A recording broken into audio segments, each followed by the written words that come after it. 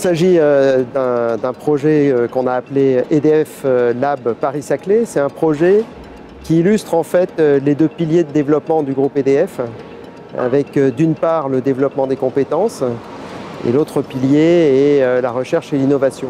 Puisque sur le site dont vous voyez le chantier derrière vous, vous allez avoir à la fois un centre de formation qui va être le premier centre de formation d'EDF en Europe et également le plus grand centre de recherche et développement du groupe.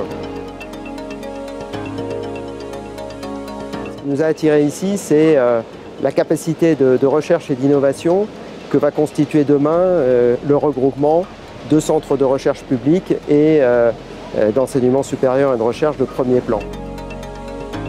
C'est la première fois qu'on construit un site de cette envergure et surtout c'est une première au sens où on rapproche la formation et la recherche et développement de façon à développer les synergies entre ces deux fonctions.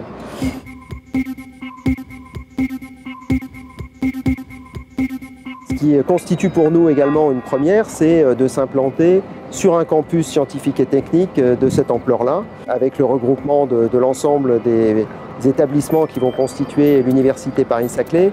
On aura un des 10 premiers campus mondiaux et ça, bien sûr, c'est quelque chose de tout à fait unique. On va accueillir ici des populations extrêmement diverses.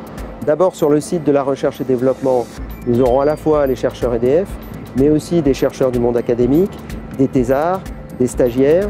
Et tout ça va se mettre en place au travers d'un ensemble architectural qui permettra, au travers de bâtiments situés en zone ouverte, c'est-à-dire sans contrôle d'accès, d'avoir une interaction forte entre les populations. La réussite de Paris-Saclay, elle viendra justement du transfert vers le marché d'un certain nombre d'innovations qui naîtront dans les laboratoires académiques. Et quelque part, la recherche industrielle est une sorte de passeur entre les résultats du monde académique et puis les métiers, soit les métiers dans les grands groupes, soit le marché.